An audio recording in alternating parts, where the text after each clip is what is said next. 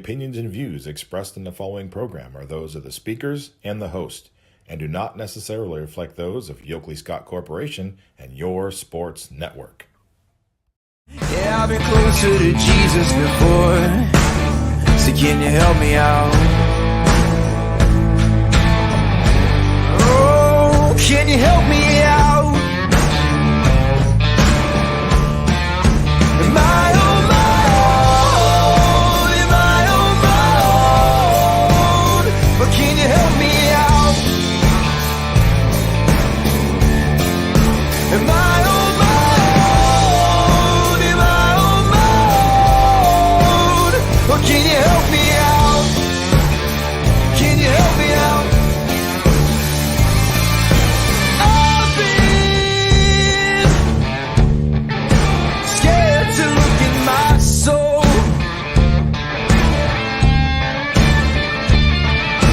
I've been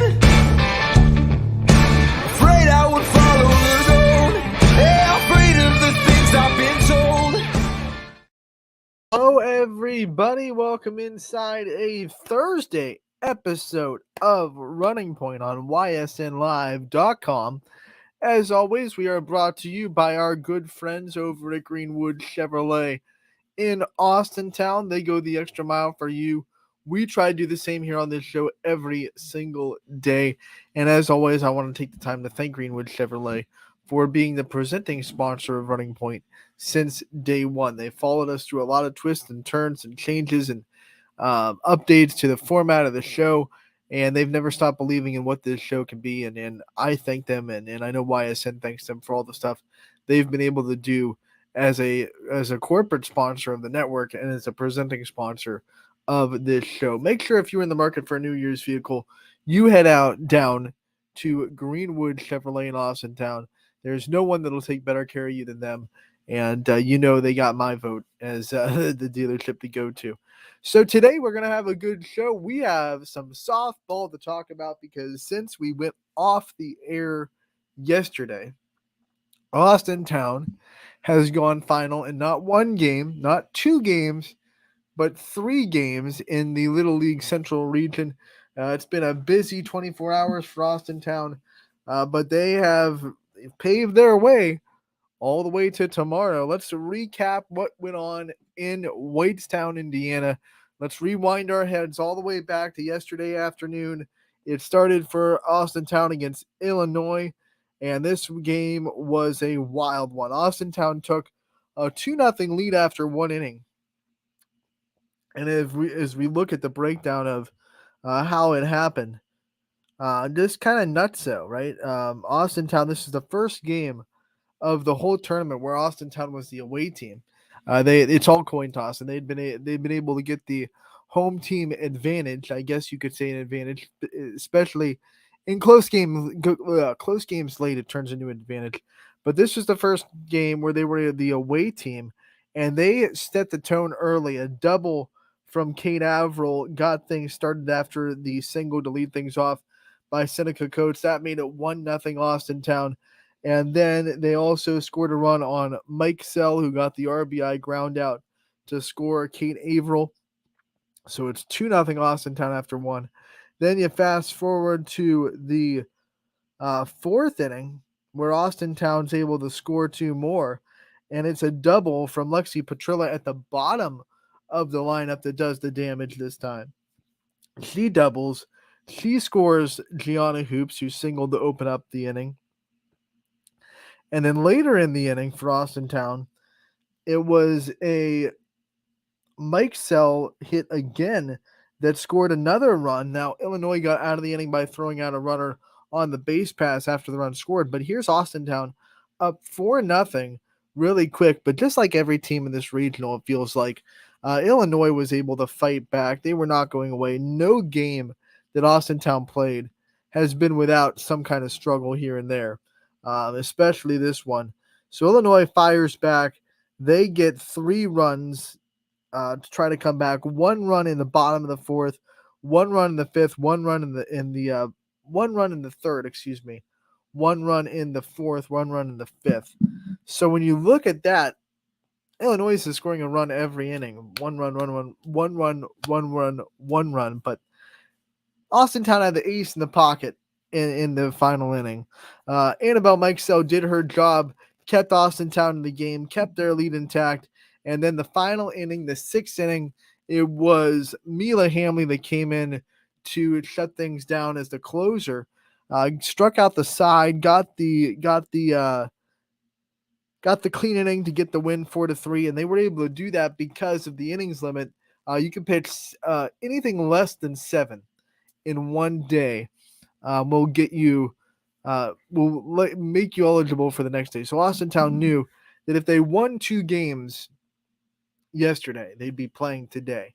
So they wanted Hamley obviously to be available today. So they threw her 1 inning here, which means she could throw anything less than 6 innings. Like she could go 5 2/3 in the next game of the day and be fine. They just had to get her through. They couldn't throw the whole game because she pitched that 1 inning. So here they come. They're playing Missouri. And this is interesting because if you would have asked me before this tournament started, Anthony, who do you think is the favorite for this region? Who's the team that Austintown's going to really have to fight through to get to it? I would have said Missouri. Missouri had won 2 straight regional championships in this central region. They're a powerhouse, not just in the state of Missouri, but in the region. They've proven that the last 2 years and really the last 4 or 5 years. They've been a dominant force in this region. The team out of Columbia, Missouri. No shocker there. They get to experience Missouri softball firsthand. That's one of the high-level programs in the country. So when you get to go to those camps and you get to learn from those people, it's like, our kids get to go to YSU camps all the time, and they probably have firsthand knowledge and firsthand experience with the Youngstown State softball players. Imagine being able to do that with a team that is a top 25 team in the country in Division I, plays in the SEC, nothing but high caliber players. So you get to go and learn from those girls all the time. That's one of the reasons why that team is so good. But Missouri found themselves in the losers bracket for this game, and Austintown was not messing around at all. This was the one game in the region where they didn't have to sweat too much. They ran roughshod all over Missouri. The final score here was 10-1. 10-1. Austintown just ropes the 2-time reigning champion. And it was from the jump. Missouri took a 1-0 lead in the first on an inside the park home run to right center field. And that's all they got. That's all they got after the top of the first. Austintown answered with 2 in the bottom, and then Mila Hamley shut the door, only gave up 5 hits the rest of the way. Austintown would score 4 more in the third, 4 more in the fifth to close the door. And that was one of the ones that was like, oh, man, because you're watching this game, you know that Mila Hamley can't pitch the whole 6th inning, and it gets out of hand in the fifth. But I was just rooting for, let's just get a run rule, not have to worry about anything. And they were just out 1 run shy of a run rule victory. So they had a runner on third, with the game-winning run on third, 60 feet away. Wasn't meant to be. They came out in the 6th, and I believe Annabelle Mikesell pitched the whole 6th inning. She did. So Annabelle Mikesell came in the 6th and didn't give up a single hit and struck out a pair in that frame. So she pitched really well and closed the door for Austintown. 10-1. They get the win. Let's look at the big offensive stars first, because there was a lot of offense in this game. Austintown got a pair of RBIs from Mikesell. Remember, she had 2 in the game at Illinois, too. So that is 4 RBIs on the day for Annabelle Mikesell. She had a heck of a day. They also got 2 RBIs from Bella Baumgart. I've been saying her name all week. She's had a fantastic tournament, not just in the region, the state as well, and played well in the districts. She looks up to Kinsey Hansen, who, by the way, won the John Bench Award not too long ago. That she was able to receive that in Cincinnati, Ohio, which goes to the voting on the best defensive catcher in softball. So she was able to get that. So when you look up to the best catcher in softball that plays for Oklahoma University, you're gonna learn a lot when you're watching her tape and you're trying to take things that she does and put them into your game.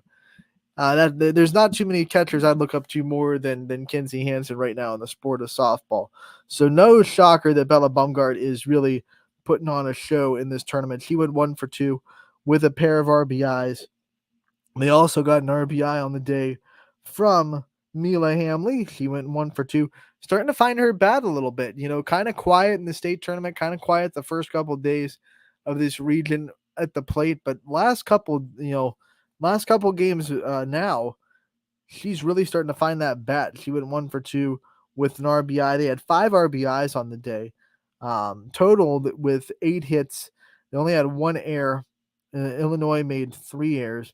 Mila Hamley's final line in this game, 5 innings pitched, gave up 5 hits, 1 run, only walked 1, struck out 7. So she really locked things down after giving up that inside the park home run, which is really impressive. I mean, you go into a game where the stakes get higher and higher, right? You've been in elimination the whole time, but now you're playing better and better teams each time. You're closer and closer to that championship game.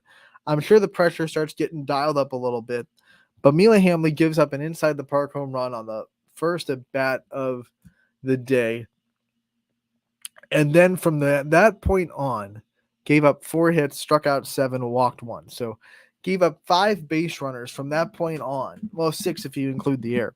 6 base runners from that point on after giving up an inside the park home run, which could have been just a disastrous turn of momentum if it goes the other way, if she's unable to mentally handle that. But the one thing I love about watching Mila Hamley is she is just like the definition of stoic. Like nothing gets to her. She's never high.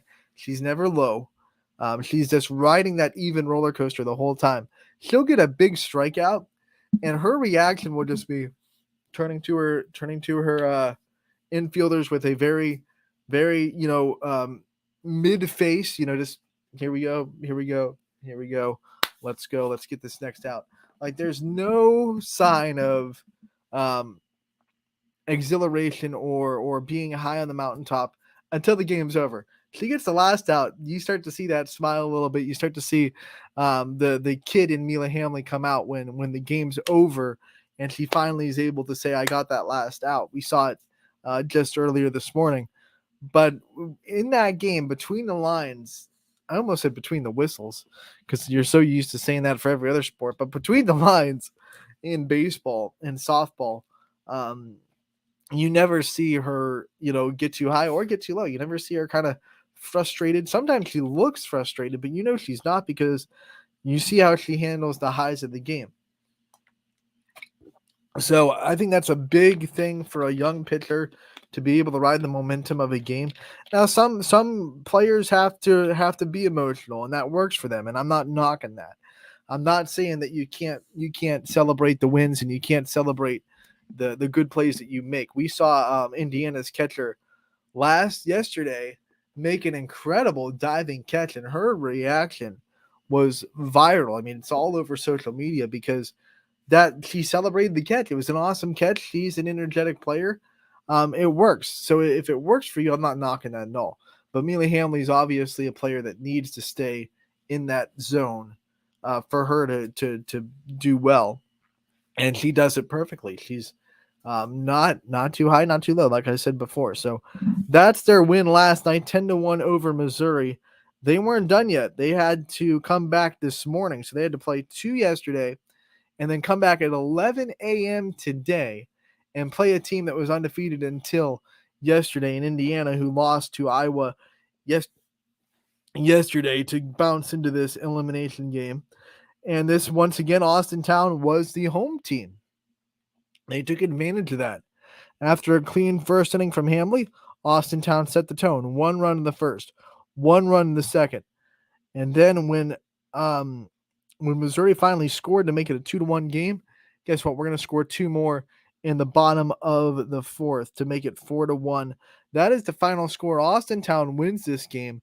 They advance to the Central Regional Championship, which will be tomorrow against Iowa. They are 1 win away from the Little League World Series. Let's break down this game and talk about some of the offensive stars. Seneca Coates at the top of the lineup went 1 for 2. She scored a run. You're not going to get too many RBIs at the top of the order, but she had a good day at the plate, saw the ball really well. But Annabelle Mikesell, man, again, we saw her have 4 RBIs in 2 games yesterday. Today, in this one, she goes 2 for 2 with 2 more RBIs. That gives her 6 in the last 3 games at regional. She is having herself quite a couple days here in the regional tournament, especially in the elimination rounds. It's really incredible to see. Bella Baumgart, again, a great day for her, 1 for 2 with an RBI. You look some of the kids at the bottom lineup that had a good day. Both Zara Burt and Tori Greathouse went 1 for 2. Ava Fisher scored a run. She reached on fielder's choice.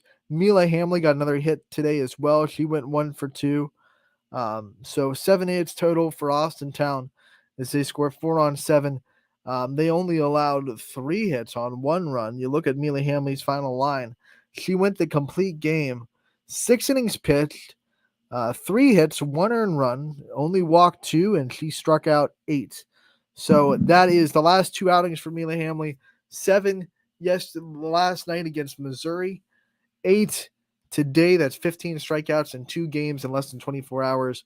If you think Mila Hamley's slowing down at all, no. The ESPN tried. They tried to have that storyline. Like maybe these pitchers are starting to slow down a bit because they've thrown more innings than everybody else. That was Austintown's 6th game. They're the only team that was left even yesterday that lost on Sunday. Because if you lose on Sunday, you have to play every day. You win on Sunday, you get the day off. That's why you see the standings. Some of these teams had less games than Austintown because they reward the winners with less games. That's one of the things I have to retract. That I kind of think. I was talking yesterday. Remember, I'm still not happy with the fact that there's no if necessary game. I think it's kind of silly. I think if you go undefeated through the bracket, you should be given the same grace that the other teams are with, you can drop a game if that happens. But they do kind of reward the winners that go undefeated through the bracket because you do play less games. So you don't have to work as hard to get to the championship if you win in the winners bracket. So that is, I guess, a little bit of a reward for the teams that do go undefeated. We'll see what kind of an advantage that is tomorrow for Iowa, who is sitting undefeated right now in the championship. I believe that'll be their 4th game, 5th game, something like that. They've played a lot less than Austintown. It'll be Austintown's 7th game of the week, and we start on Sunday. So that's 7 games in 1, 2, 3, 4, 5 days. Tomorrow will be 7 games in 6 days, really. When you count Sunday, because they played on Sunday, of course.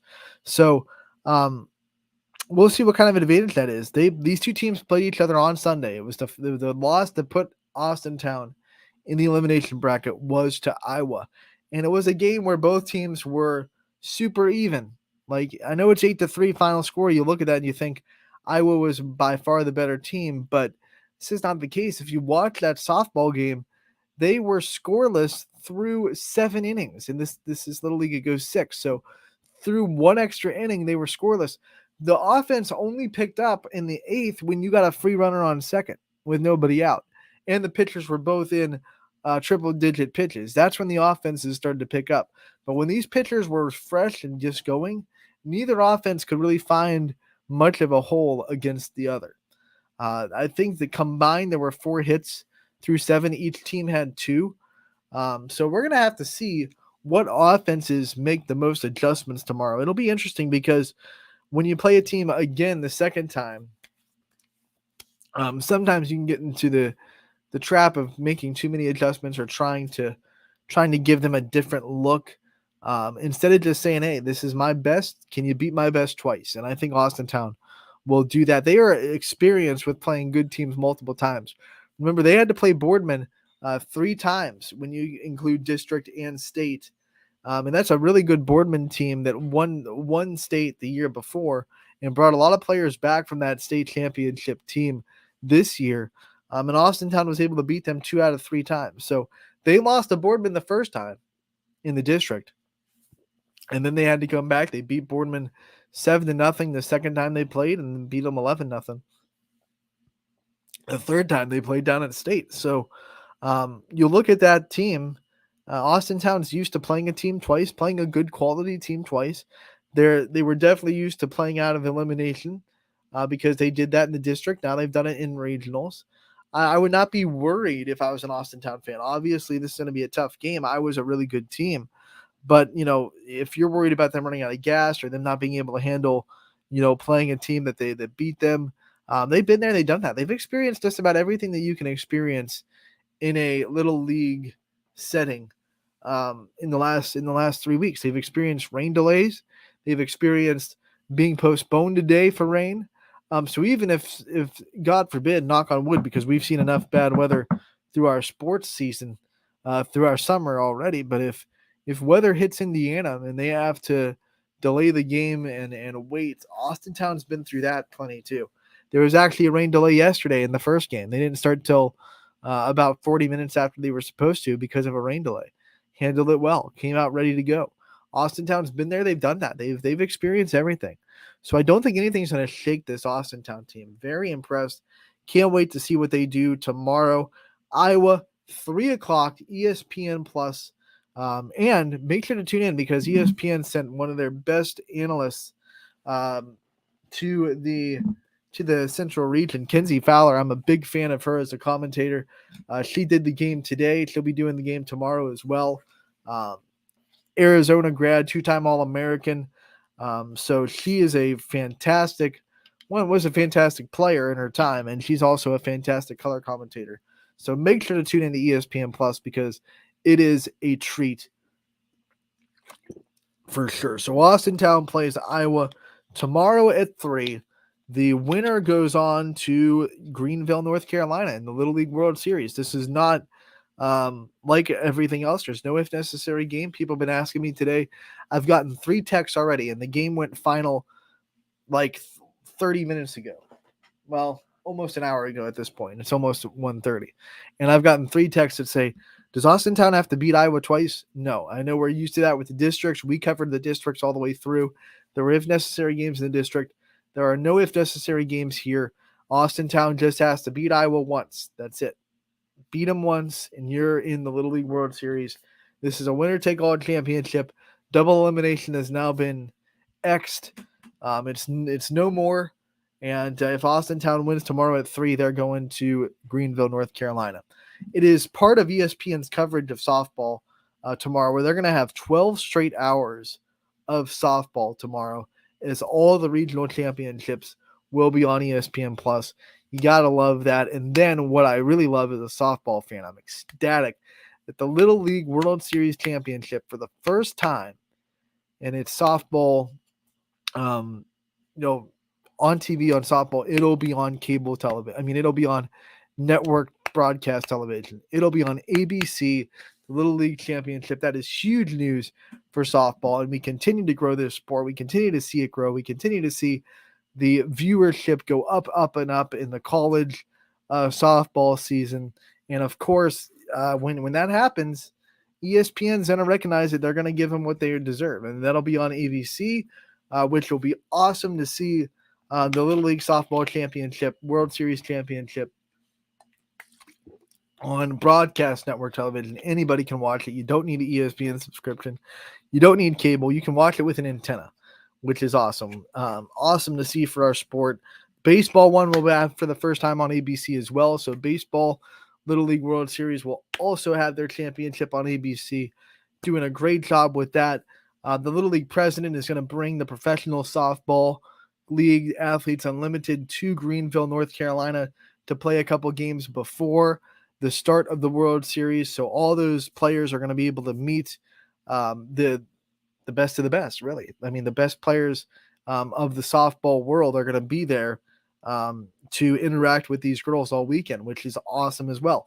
MLB did that last year, and they saw what an impact that had on the boys' side. They had a couple of representatives for softball last year come down and just have like a tent, maybe 2 or 3 players. But this year, they're bringing the whole league down and saying, you're going to play all your games in Greenville, North Carolina. There's going to be a doubleheader. is going to be awesome. Can't wait for that. Can't wait to see if Austintown can get there. I'm ecstatic as a softball fan. I loved watching this game this morning. You got me hyped up because it went final like 20 minutes before the show came on. So I'm gassed. I'm gassed up. Like, let's go. I texted Steve Ward. He's there. We're excited. The future of Austintown's bright. I was hoping that this game tomorrow would be during the show because I was going to actually see if Steve Ward wanted to pop on his phone and come on to us for a little bit live from the stadium. But it is at 3:00, so unfortunately that can't happen. But we're definitely gonna have some fun tomorrow as we'll prepare for the Little League regional championship tomorrow and talk about more softball. I can't talk about softball enough. So let's go. Good luck, Austintown, tomorrow. They're rolling on their way to a Little League World Series berth. Hopefully they can do it tomorrow. Also tomorrow, sorry about that. Also tomorrow, don't forget that Youngstown will be represented by the baseball side of things in the Palomino World Series. That starts tomorrow in the 18U division. The Astro Falcons team will be representing Youngstown going down there. They won the East Zone Championship last week, so they will be in Texas, and we will keep an eye on those results as well tomorrow and try to see if Youngstown can bring up another Palomino championship. They won it 2 years ago, so we'll see if they can do it again this year. We're going to take a break on Running Point. When we come back, though, we're going to continue our series of diving into the vault of player profiles that we were able to get over the last sports seasons.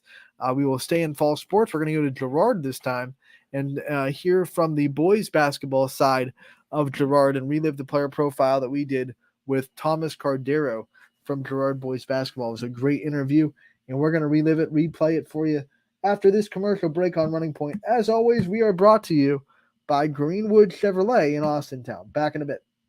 When looking for home design inspiration, don't just be inspired, be Baird inspired. Whether new or remodeling, Baird Brothers has the latest trends like shiplap to refresh your home. Go from inspiration to installation with our wide selection of in-stock American hardwoods.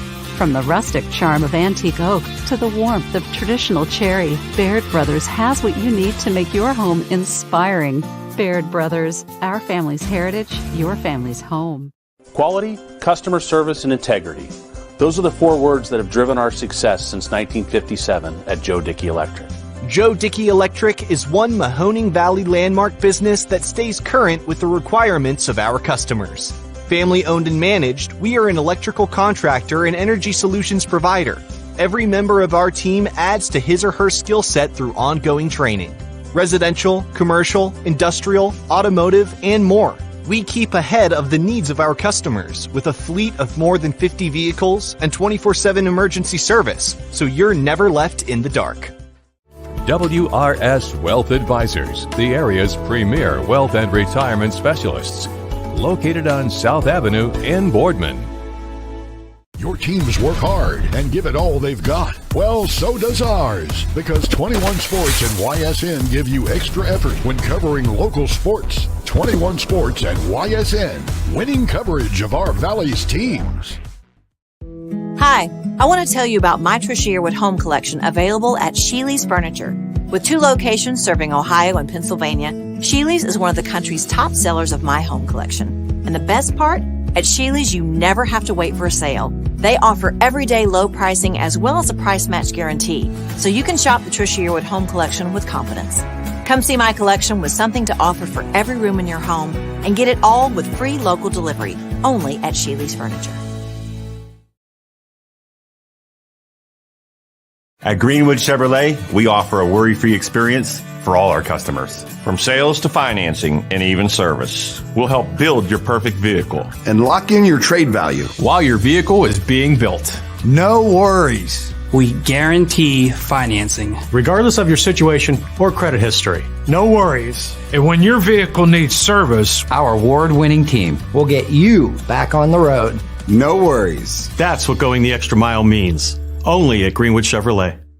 Change. This one word can make you break out in a cold sweat. But with change comes wisdom, experience, and understanding. At Myers Family Insurance, we can help make changes in Medicare, insurance, and retirement a positive experience for you and your family. We've gone through changes, like our new office and new faces to help our family of clients too. For all your Medicare needs, call Myers Family Insurance. Check us out online at myersfamilyins.com or find us on Facebook. You're not waiting to see what the world has in store for you. It's more about what you have in store for the world. All you need is the opportunity. All you need are the resources of a large university and the advantages of a personalized academic setting where you can experience new worlds in the arts and sciences, business, and education and make them your own. We are where you shape your future. We are Youngstown State University and proud. Hi, I'm Colin Chupa. And I'm Kelsey Clem from K-Squared Marketing. Our boutique marketing firm specializes in media planning and buying, public relations, event marketing strategies, and strategic sponsorships. We can integrate our services with your existing game plan, or we can be your entire marketing team. Your goals, our game plan. Let's win together. Call K-Squared Marketing at 330-623-2730 or visit ksquared.marketing to learn more. Welcome back to Running Point on ysnlive.com. As always, we are brought to you by Greenwood Chevrolet in Austintown. They go the extra mile for you, so you don't have to. And I want to talk to you a little bit about Greenwood Chevrolet while we have the time. Our wonderful presenting sponsors that give us what we need to do this show every day, like we love to do. They go the extra mile. We try to do the same. Who doesn't love the smell of a new car?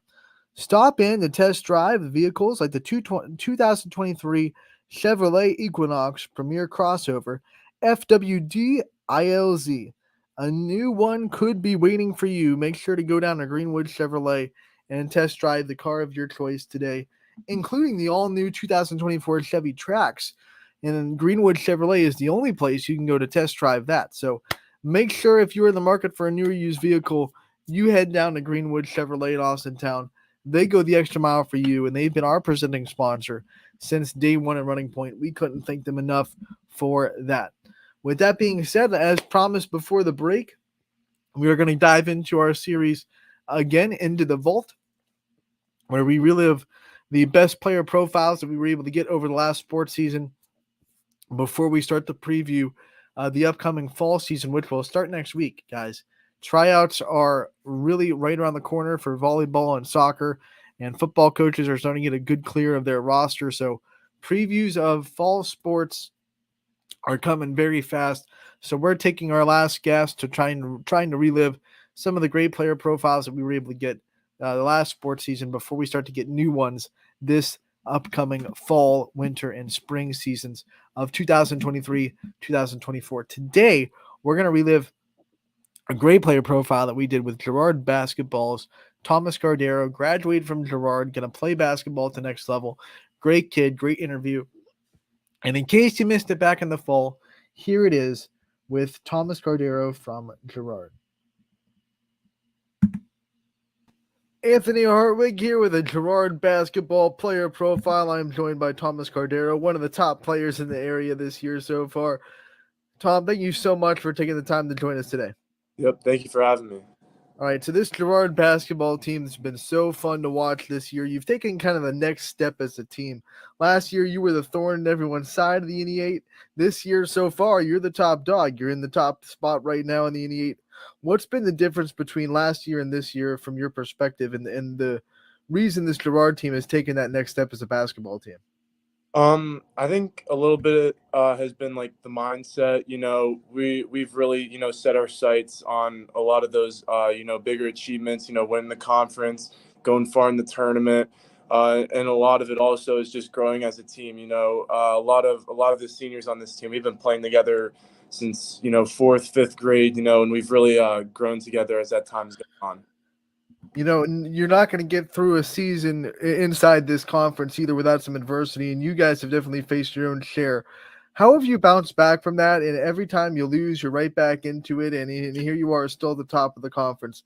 So how have you bounced back from the adversity this year? We just keep working hard. one of the things that one of our coaches tells us before every game, if you win this game, you're 1-0. It doesn't matter, how far you're into the season. You just got to take it game by game. And, if you lose, you got to come back the next day and work even harder at practice and just put focus on the next game. We look at the scores in the NE8, whether it be a game that you're playing in or a game that other teams are playing in. It seems like everything is close. I mean, there are a ton of close games this year. You've been on the right end of some, you've been on the wrong end of some. What's it been like for this team to play in so many close game scenarios and have that kind of experience down the stretch? I think it really helps us, especially come times like playoffs and big games like we have this week, where we could clinch a conference title. We just we want to learn from these games. Win or loss, we want to take the good and keep using that, and take the bad and start to build off of it. All right, when the game is close down the stretch, what's going through your mind as a player? What are some things you're telling yourself to keep yourself calm, cool, and collected down the stretch?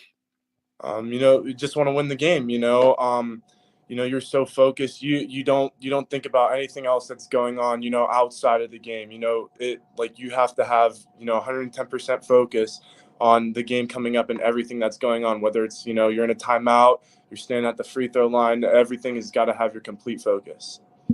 You have a lot of great teammates that help you, but when teams, do a scouting report on Gerard, there are two players that they, without a doubt, circle the most on their scouting report. That's you and Gus Johnson. You guys are like a tandem, a 1-2 punch.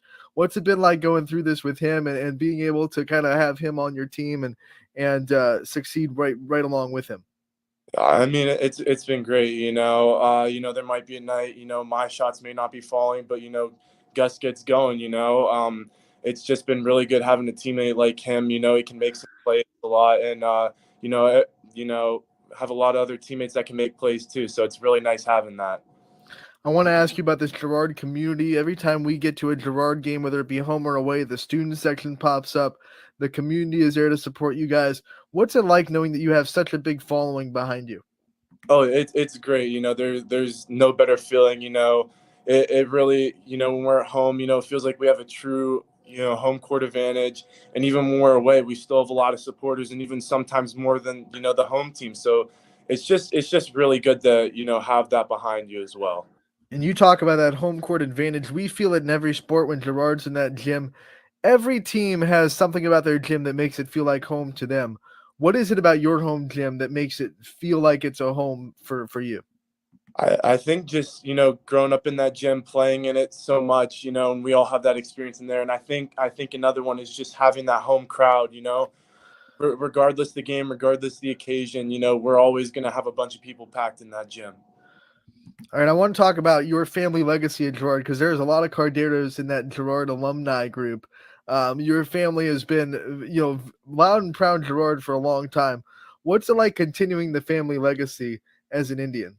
It's great. My dad went to Gerard. I have a lot of family, a lot of relatives.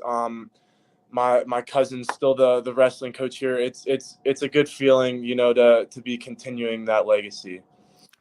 How much support have you felt from family members that maybe even you don't even talk to that much, that are like right behind you and rocking you on because you're keeping their family name proud in the hallways of Gerard?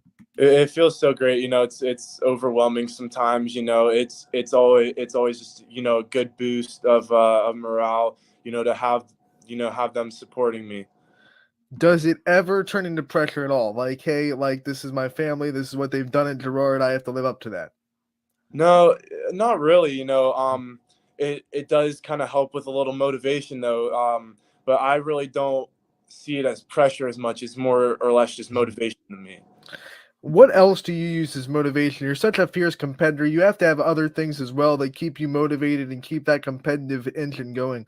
What other things do you use to motivate yourself?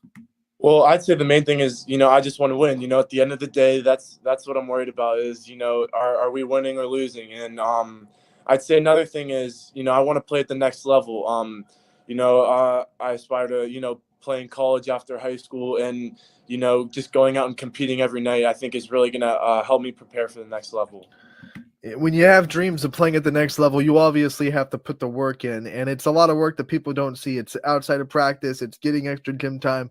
What kind of things have you done to kind of up your level and try to get yourself prepared for next level basketball? Well, I think the main thing has just been, those extra hours, outside of practices, during the summer, early mornings, late nights. Another thing that I think has really helped me over the last couple of years was playing AAU basketball with PK Flash, Pittsburgh-based AAU team. They're great coaches, great teammates. I got to travel a lot with them and play some really good competition. You are, speaking about coaches, you are blessed to be coached by one of the more respected high school coaches in the area with Coach Hannon. What's it been like to be under him, and what has he taught you, not just about basketball, but about yourself and about life in general? I mean, it's good to have a coach like him. Very personable. He'll pull you aside, talk to you about something. He's helped me a lot with this, college process too. Finding out what's the best place to not just to play, but go for academics as well. So it's just great to have a coach like him, especially these last 4 years. Do you think there's one piece of advice he's given you over your career that is going to stick with you after you leave Girard, whether you're playing at the next level or not? I'd say the one thing is rebounding. He's always kind of preached that to me. And I've kind of taken that to heart. And rebounding is something that I love to do on the court. It's just something I love to do, and he's really preached that. All right, as we talk about your work ethic and the work you've put in, obviously you didn't come out of the womb with a really good basketball talent. What was the hardest skill that you kind of had to master throughout your basketball career? The one that you struggled with the most, that now you're sitting your senior year and you're saying, okay, I've really gotten to that point where I'm good at this, but it really took me a long time to get it. I'd say the main thing was probably ball handling. Growing up, I was big, for my age, always growing up. So I was always just one of those kids, just throw it to him in the post and then just one dribble, shoot it over a kid. But as I developed as a player, it became more and more important to be able to handle the ball, and handle pressure. And I think that's one thing that even my coach Hannon and my dad have really harped on over these last few years. With the success you're having, eyes get locked on you, and specifically the eyes of the younger kids at Girard, whether they be junior high, middle school kids, whether it be elementary kids that want to be in your shoes one day when they get into high school. What's it feel like to you that knowing that you're kind of a role model to these young athletes that want to be in Girard's shoes and Girard's high school program when they grow up? It feels surreal to have people looking up to me, whether it's like you said, in elementary school, middle school, to have people looking up to me and wanting to be in my shoes. It's just a surreal feeling, that I'll always remember. What about the younger players on this team and the way they are able to look up to you as well as a leader, and the future of this Girard program really being hinged on the legacy you leave? How much have you helped impact this Girard team this year? Well, I just want to, help build them up, for these coming years, when they're going to be the ones making big plays down the stretch and handling pressure. I just want to help build them up and help them become better basketball players and better people as well. As we talk about you at the next level, what kind of things do you look for in a program and in a coaching staff that you want to be coached by in the future? Well, I probably coaching staff, I want coaches, that are going to be supportive, but are also, they're going to get on me when they need to. When looking at a school, I want a place that I'm going to be able to go play. I don't want to sit my first year, 2 years and just not have any playing experience. And then I also want, a good place that's going to have really good academics as well. Obviously, all those things are more important than this next question, but it's also a factor. Do you want to travel or do you want to be closer to home? Which one or would you lean towards if that was a factor at all? I wouldn't mind either. If I were to pick one, I would probably say travel. I wanna go out, see some things, play new competition. But at the same time, it's also nice to stay home, be close to my family, be close to Girard too, But if I had to pick, I would say I'd probably want to travel. If that happens, you'd be living on your own somewhere far away from home. What would be the one thing that would make you the most nervous about being away from the home? Just being away from family and people I know, I haven't always been the best, with meeting people and getting to know people. But I think that's, one challenge that would be, really good for me to overcome is to learn to meet new people and learn to open myself up to new people. What do you think is one comfort of home that you'd miss the most, or that you would think that you take the most for granted if you moved away? Definitely the food, having home cooked meals or, just local places to eat. I think I'd probably miss that the most. All right, we have a lot of great local restaurants, especially in Girard. What's your go-to spot? My go-to spot, I would probably have to go with Jib Jab, the hot dog shop. Nice. What about you brought up the home cooked meals. What's your family's best meal? What's the one that when this is being put on the dinner table gets you the most excited? Ooh, that's a tough one. I would say there's probably a couple to choose from. I would say either probably mac and cheese, lasagna, or beef. Now you brought up the academics as well. That's really important to you. What kind of things do you want to study in your future? What kind of career path do you see yourself partaking in? So the main thing for undergrad, I was looking for exercise science for the 4-year bachelor degree. And then, if past college, basketball doesn't work out, I was hoping to also go to grad school and get a doctorate in physical therapy to become a physical therapist. Is there a life experience that kind of drew you to wanting to be a physical therapist? Is there something that's like a therapist maybe in your life that said, showed you that how much that job could be rewarding, or is it just something that you fell into? I think it's just something I kind of fell into. In the last couple of years, I had to go to physical therapy myself. I had tendonitis in my Achilles and in my knee as well, and kind of being there all the time, it was like, this seems like something that I want to do. And there's also kind of that aspect where I could still kind of stay around sports because I could still work with athletes and stuff like that. What do you think is the biggest form of adversity that you've had to face so far in your career? And then how did you get past it? Ooh, the biggest thing of adversity. I mean, I think it was probably last year or sophomore year, two, kind of slower seasons. My sophomore season, we didn't have the best record. We had a lot of young guys. But, over the summer and the off season, we worked really hard. And then that junior year, we started out really strong. And then we kind of, started to slow down as the year went on. And then we obviously had a first round exit in the playoffs. And I think that just motivated me even more to just, have that drive to win and that hunger to win. All right, before we let you go, I want to give you the chance to give a shout out to your support system, all the people that are there for you in the stands, and whether they're in the stands or not, they're always there for you. They're supporting you, and they've done that throughout your whole career. Obviously, I want to shout out my parents, my mom, my dad, my two siblings, my older sister, my younger brother, who have helped shape me into the person I am. My grandparents also, they've been really supportive of me. They've always been really good support systems. My coaches, Coach Hannon, Coach Subban, Coach Carton, our coaching staff. And then also Coach Lewandowski and Coach Madelon, my two AAU coaches, and then all the teammates that I've had, all over the years. That ever since I started playing basketball, I probably can't remember every single one of them, but they've been very important in this journey.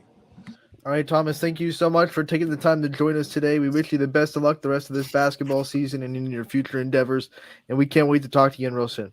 All right, thank you for having me. That was once again our interview with Thomas Cardera that we conducted back in the fall as we continue our series here on Running Point from the Vault.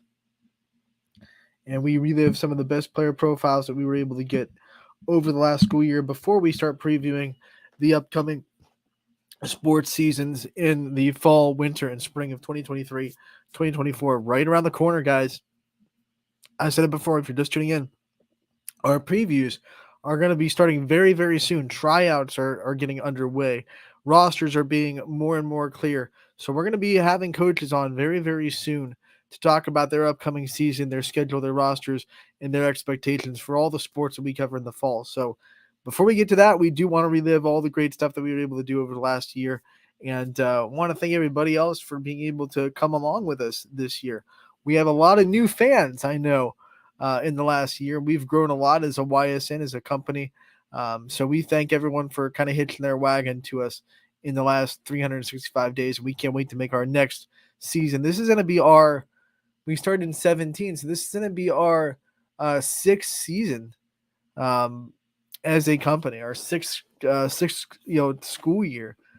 So we can't wait for that. Can't wait for season 6 of YSN coming up in the fall. And we thank everybody for what they're able to do to support us.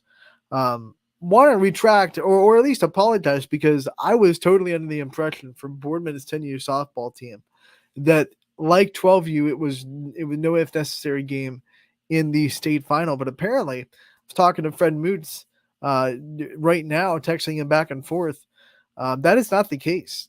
There is an if necessary game in 10U. So even though Boardman lost last night 2-1 to Wheelersburg in the state championship, they get to come back tonight and play again in an if necessary game against Wheelersburg. So Boardman 10U still very much alive in the state championship, and they have a good chance because of what Julia Putko has done in the circle.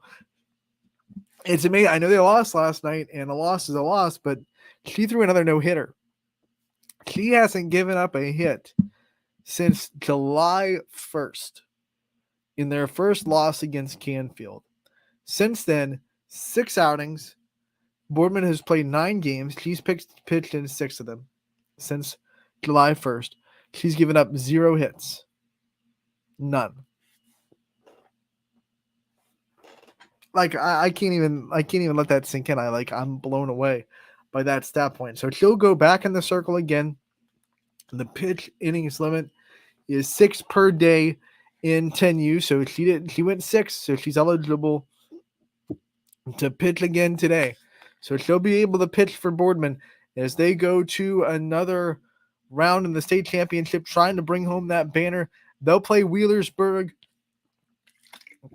Every softball fan in YSN knows Wheelersburg, and probably when they hear that name just get a little bit angry because they've been a thorn in YSN's side at the state level in the high school ranks.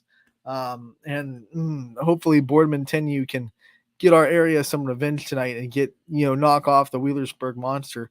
I was sorely reminded of their prowess today in the broadcast. The ESPN crew was reminding me that Wheelersburg won the Little League World Series in 2018, which is the group of girls that obviously beat South Range this year in the state semifinals. They won the Little League World Series as well in Greenville, North Carolina. That was the last time Ohio won a Little League World Series, back in 2018. Austintown going to try to punch the ticket to Greenville tomorrow at 3 o'clock in the regional championship against Iowa. Boardman in action as the 10U softball team again tonight, as they play Wheelersburg again, trying to get a state championship after dropping a heartbreaker 2-1 last night, giving up that 1 run in the top of the 6th to give Wheelersburg the 1-run lead, and then holding on to it 2-1. So Boardman still alive in the 10U softball world. Austintown still alive in 12U. They're going for a regional championship tomorrow at 3. And then tomorrow is also the start of the Palomino World Series in Texas, where the 18U squad that we watched all summer long at Bobstein Park for the Astro Falcons puts on the Y on the front of their jersey, represents Youngstown, and tries to bring home a Palomino championship from Texas. So that's going to be a lot of fun. We'll keep an eye on all that. But for today, that'll do it for the show. We thank everybody so much for tuning in today to Running Point on ysnlive.com.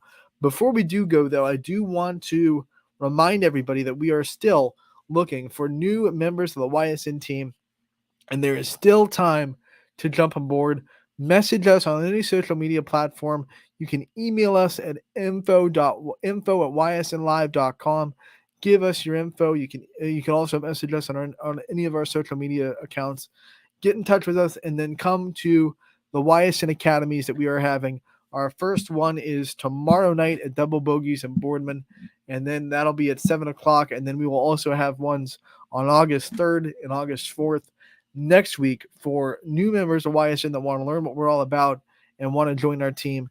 That is the place you want to be. So if you are interested in joining the YSN family, make sure to reach out to us on social medias or email. I'm going to say that email address again. info@ysnlive.com is where you can reach out, or our social media platforms. We'd love to hear from you. We'd love to get your information. We'd love you to come out to our YSN academies, learn what we're about, and join the YSN team. There is no better time to do it. We cover 60 plus teams, bunch of different counties, bunch of different communities. So no matter where you're located, if you're interested in joining our family, make sure to come to one of our YSN academies and make sure to reach out to us on social media. You still have time. You still have plenty of time. And that comment on Facebook is a spam link, so I'm not going to put it up. Make sure to avoid those. That is my TED Talk. Avoid the spam links on our Facebook that pop up in the comment sections. They are fake. Thank you so much for tuning in today to Running Point, and we will be back tomorrow from 1